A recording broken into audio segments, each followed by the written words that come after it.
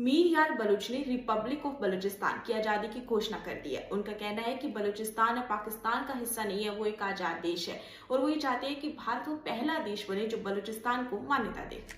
ये मीर यार बलूच का ट्वीट है जिसमें वो ये चाहते हैं कि बलूचिस्तान का ऑफिशियल ऑफिस और एम्बेसी को भारत को दिल्ली में ओपन करना चाहिए, यूएन में भी मीटिंग्स होनी चाहिए और यूनाइटेड नेशंस को independence of the democratic Republic of Balochistan को रिकॉग्नाइज करना चाहिए। देखो, भारत में भी ताइवान की भी एम्बेसी नहीं है, लेकिन ताइवान का ऑफिस है, तो भारत भी बलूचिस्तान का ऑफिस ओपन कर सकता है। हो सकता है कि भारत को देखकर दूसरे देश भी ऐसा कर ले।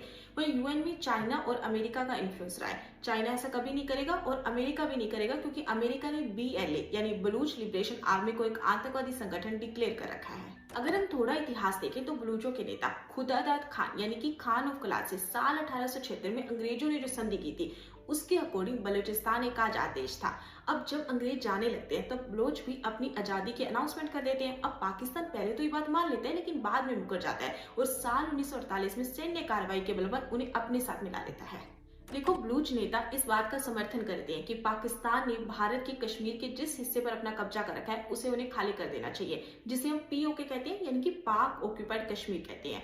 अब कुछ एक्सपर्ट का यहाँ पर मानना है कि भारत को बलूचिस्तान का समर्थन करना चाहिए, क्योंकि ये भारत की एक जवाबी रणनीति हो सकती है। क्योंकि बलूचिस्तान पाकिस्तान का सबसे बड़ा प्रांत है, जो कि ग्वादर पोर्ट और चाइना पाकिस्तान इकोनॉमिक कॉरिडोर का सेंटर भी है।